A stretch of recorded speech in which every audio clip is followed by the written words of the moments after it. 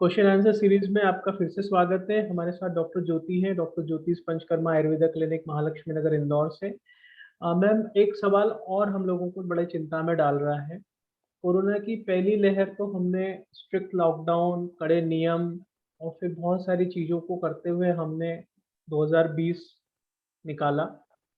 साल के अंत होते होते लगभग लगभग हमने हमारी ज़िंदगी कुछ एक छोटे मोटे रिस्ट्रिक्शंस के साथ जीना स्टार्ट कर दी। 2021 आया, तब हमें लगा कि चीज़ें इस साल बड़ी अच्छी हो जाएंगी, हम अपनी ज़िंदगी पहले जैसे ही जिएंगे। लेकिन जब मध्य मार्च के बाद जो चीज़ें हमने देखी, जिसको हम सेकेंड वेव की तरह देख रहे हैं, जो कि ऐसा प्रतीत हो रहा है कि ये पहली वेव से कई गुना ज़्यादा जल्दी से पड़ रही है, लोग बहुत जल्दी इसमें चपेट में आ रहे हैं। 3 लाख के ऊपर केसेस 4 दिन से बने हुए हैं, डेथ रेट बढ़ गया है, बहुत सारी चीज़ें आई हैं। तो कहीं न कहीं देखने में आया है कि हम या तो फर्स्ट वेव से कुछ ज़्यादा हमने लर्निंग नहीं लिया, ये भी हो सकता है। हमने हमारी इम्यूनिटी के ऊपर बहुत अच्छे से काम स्टार्ट किया था, लेकिन नॉर्मलाइज़ होते-होते देखा हमने तो हमने बहुत सारी चीज़ों से कॉम्प्रोमाइज़ किया। मास्क भी हमने ठीक से नहीं पहने, सोशल डिस्टेंसिंग के भी वायलेशंस देखने में आए। बहुत सारी चीज़ें हमने देखी हैं। अब सवाल ये आता है, आज 15 दिन का लॉकडाउन हमारे बीच लगभग-लगभग लॉकडाउन जैसा ही है, जिसमें सिर्फ़ ज़रूरी चीज़ें ही हमें मिल रही हैं, काम-धंधे सब बंद हैं।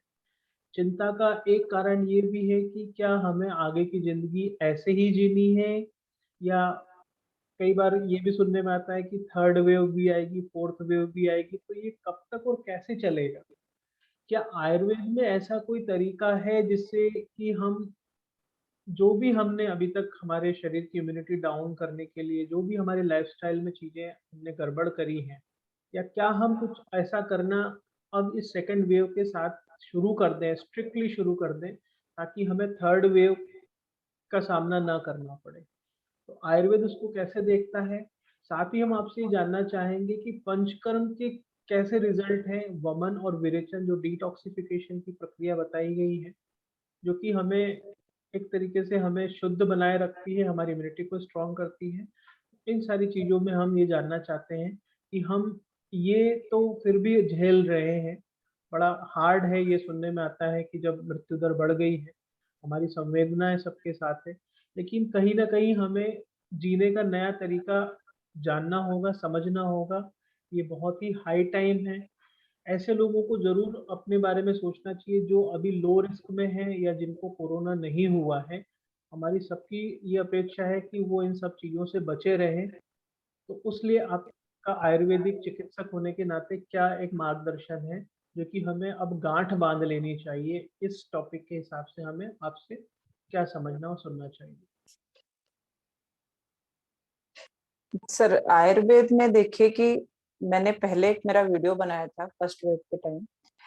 तब मैंने ये बताया था उसमें कि आयुर्वेद में कोरोना ऐसा शब्द कहे के तो कोई भी वर्णन नहीं है, लेकिन आयुर्वेद में इस तरह के जो पेंडेमिक है उनसे हमें किस तरह से बचना है और पेंडेमिक में हमारा जो व्यवहार है, हमारा जो रेजिमेन है वो किस तरह रहना चाहिए, ये बहुत पहले वर्णित कर दिया है। तो आयुर्वेद में हम लोगों ने क्या कहा है कि जो हमारा शरीर है उसकी इम्यूनिटी बनी रहे, उसमें टॉक्सिन्स ना रहे, क्योंकि जब हमारे शरीर में टॉक्सिन्स है, जब हमारे शरीर की इम्यूनिटी कमजोर हो रही है तभी तो कोई वायरस बैक्टीरिया हमारे ऊपर अटैक कर रहा है। उससे पहले अगर हम उस पे काम कर लेंगे तो हम सारी चीजें कंट्रोल कर सकते हैं। थर्ड वेव, फोर्थ वेव, जो भी वेव आएगी उस पे हम निपट सकते हैं। तो आयुर्वेद में बताए गए आप जो रेजिमेंट्स हैं उनको फॉलो करिए। आयुर्वेद में समय समय पे जो शोधन चिकित्सा बताई गई है, पंचकर्म बताए गए, वो स्वस्थ रहने के लिए बताए गए। आप लोग क्या समझते हैं जब बीमार हो जाएंगे तब करनी, ऐसा नहीं है। मैं एक आपको बात डिस्कस करना चाहूंगी कि जब कोरोना की फर्स्ट वेव गई तो मैंने एक सर्वे करा था मेरे पेशेंट्स को जिनको मैंने लास्ट ईयर वमन विरेचन किया था। मैंने उनको इंडिविजुअली फोन किया था और उनसे मैंने ये जानकारी निकालना चाही थी कि कितने लोग हैं जिनको कोरोना हुआ, जिनका वमन विरेचन हुआ था, जिनका नहीं हुआ। तो सबका कहना यही रहा, हार्डली उसमें से मतलब उस समय तो एक भी पेशेंट ऐसा नहीं था कि जिनका मैंने 2019 में और इवन मार्च, मतलब आप ये मानिए कि मैंने 8 मार्च 9 मार्च तक भी वमन विरेचन किए हैं पेशेंट्स के। तो उस समय तक पेशेंट का ऐसा कहना था कि वो लोग जिनको उनके फैमिली मेंबर्स को कोविड हुआ, उनके साथ हॉस्पिटल्स में 15-15 20-20 दिन रहे, जो एल्डरली पेशेंट थे, 60 की एज के थे, उनको फिर भी कोरोना नहीं हुआ। और जो दूसरे पेशेंट थे जिसमें बैंक मैनेजर्स थे, जो पूरे दिन लोगों के साथ रहे हैं, उनको कोरोना है, जो कि ये इम्यूनिटी कॉम्प्रोमाइज्ड पेशेंट थे, पहले से कॉम्प्रोमाइज्ड थे।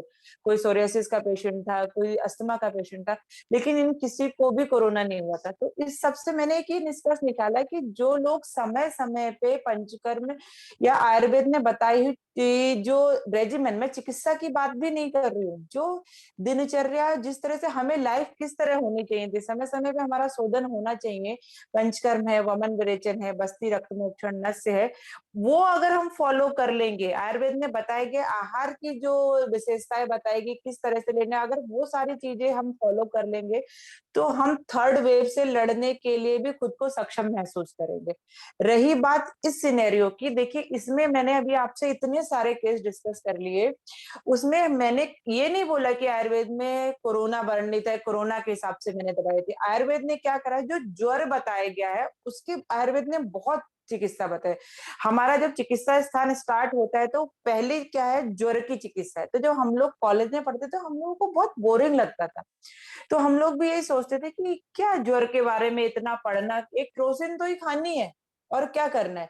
लेकिन जब ये कोरोना आया तो वो ज्वर चिकित्सा की इंपॉर्टेंस अब हमें पता चली कि क्यों इतनी ज्वर चिकित्सा बताई गई, और इतने टाइप के ज्वर की चिकित्सा इस कोरोना में हम लोगों के बहुत काम आई, क्योंकि हर जगह पेशेंट अलग सिम्टम्स के साथ रिप्रेजेंट कर रहा है।